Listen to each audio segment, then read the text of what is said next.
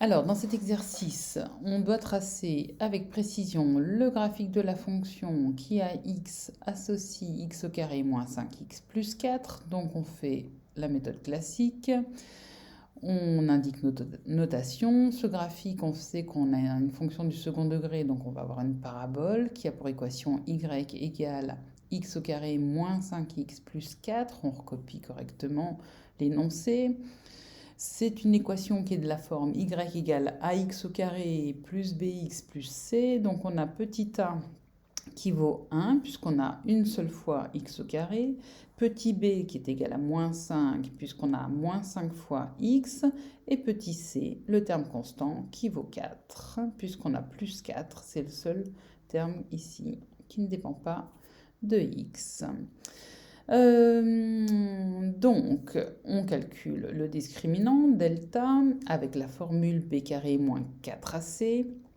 Alors, attention, b est égal à moins 5, donc b au carré, c'est moins 5 fois moins 5, et du coup, on obtient 25, et pas moins 25, fais attention. Ensuite, on fait moins 4ac, donc ça nous fait moins 4 fois 1 fois 4, donc moins 16. 25 moins 16, on obtient 9. On calcule petit p qui est égal à b sur 2a, donc on obtient moins 5 sur 2. Et on calcule q qui est égal à moins delta sur 4a, et on obtient moins 9 sur 4. On sait que le sommet de la parabole a pour coordonnées moins p, q, comme p est égal à moins 5 demi, l'opposé de p est égal à 5 demi. Et l'ordonnée donc du sommet, c'est moins 9 quarts. Donc voilà, on a les coordonnées du sommet de notre parabole. Du coup, on a l'équation de l'axe de symétrie de la parabole, puisqu'on doit écrire que D, l'axe de symétrie de la parabole, a pour équation x égale à l'abscisse du sommet, donc à 5 demi.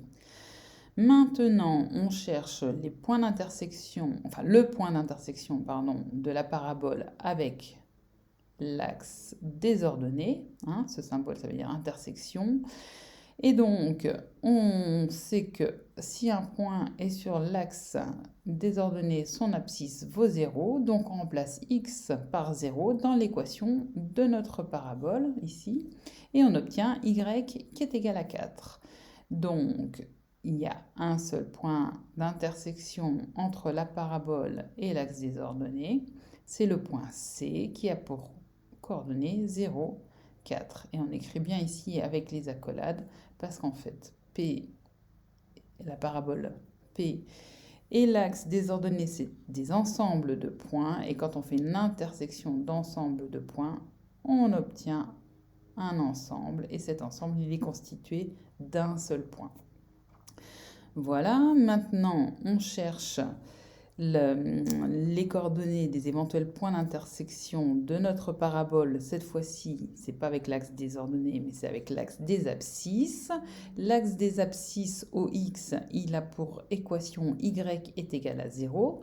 Un point est sur l'axe des abscisses si et seulement si son ordonnée vaut 0.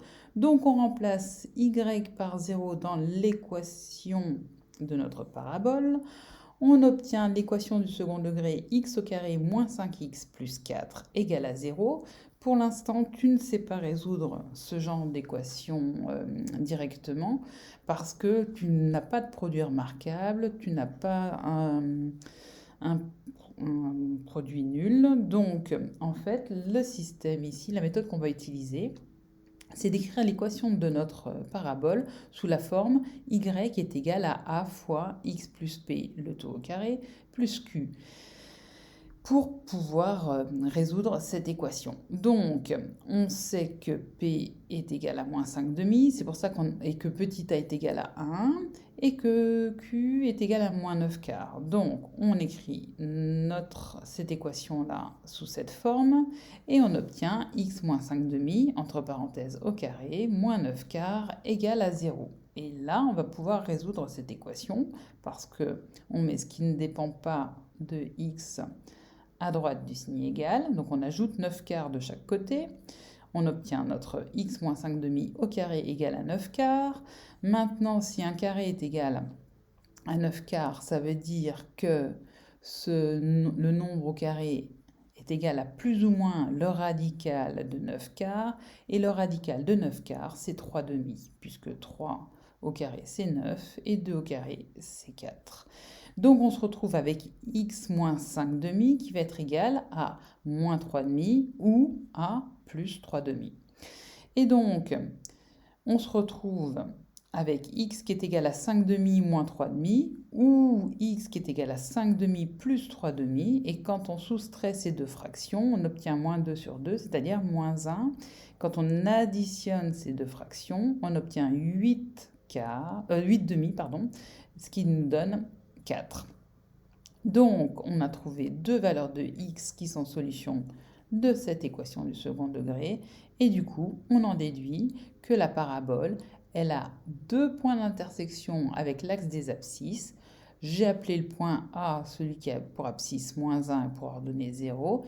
Et j'ai appelé le point B, celui qui a pour abscisse 4 et pour ordonnée 0. Donc, on a 4 points de notre parabole. On a le point S, le point C, le point A et le point B. Et maintenant, il faut qu'on cherche d'autres points de notre parabole. Alors, pour être honnête, en fait, je fais le schéma, ce petit schéma-là. Donc, j'ai le point S, le point A, le point B, le point C. Comme j'ai mon axe de symétrie, je sais que j'ai le point C'.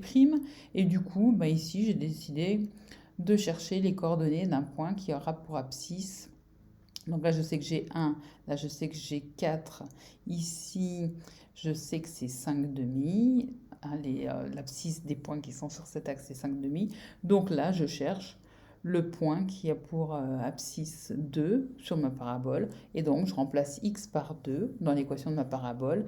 Et j'obtiens y qui est égal à moins 2. Donc, je sais que le point D de coordonnées 2, moins 2, il appartient à la parabole.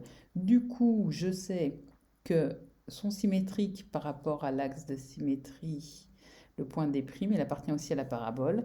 Et j'ai bien mon sommet et mes 3 points par branche. Ici, j'ai A, C, D. Et là, j'ai B, C', D'. Et j'ai plus qu'à tracer un repère équivalent à ça sur une feuille quadrillée. Et j'aurai et à tracer avec précision le graphique de ma fonction qui à x associe 1 fois x au carré moins 5x plus 4. Et voilà, on a donc ce graphique-là. Voilà, voilà.